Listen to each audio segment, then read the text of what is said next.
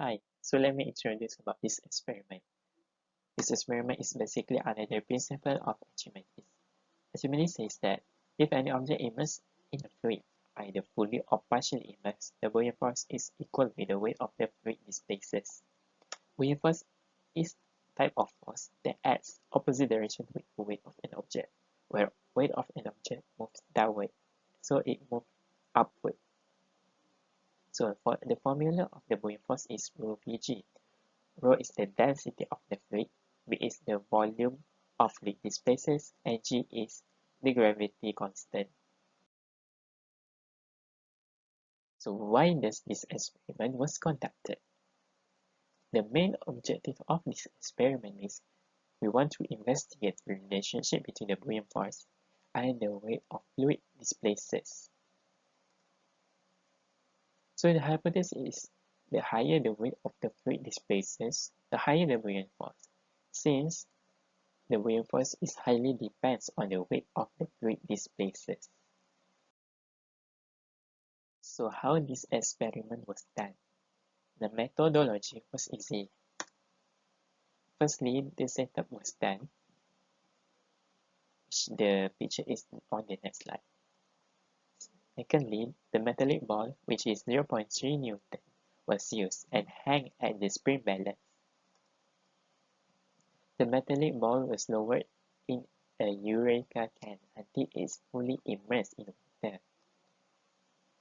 The spring balance reading is noted. The spring balance reading shows the weight of the metallic ball in the water, which is totally different with the reading of metallic ball at the air. The reading on the electric balance was taken, where the reading shows the amount of water displaces. Repeat the experiment with a metallic ball with a weight of 0.4 Newton, 0.5 Newton, and 0.6 Newton. So the setup of this experiment was done like this. The spring balance was hung on the iron stand, and the metallic ball was hung at the tray with the tray on with the spring balance. So the spring balance measured the metallic ball before it was immersed in the water. So we got the actual metallic ball weight.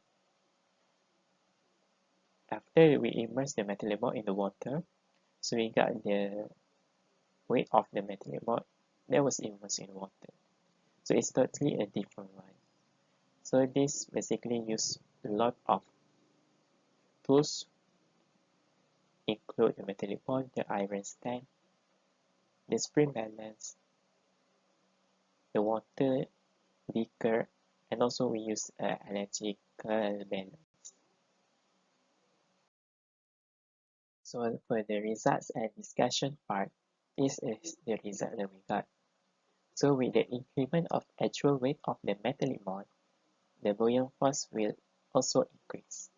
Since the weight of water displaced shows an increment each time we add on with the weight of the actual weight of metallic ball. The formula for this to get the buoyant force is actual weight minus with the weight of the metallic ball in the water. So the display shows the same value with the weight of the water displaces. So for the graph, we got an increasing linear graph. Shows that each time the independent variable increase, the dependent variable also increase, which is related between the weight of water displaced and buoyant force. So to conclude this experiment truly shows the Archimedes principle, where it follows 100% with the theoretical value. There might be some error that occur during the experiment, but it's okay. At least it's under control, within 0 to 5% of error only.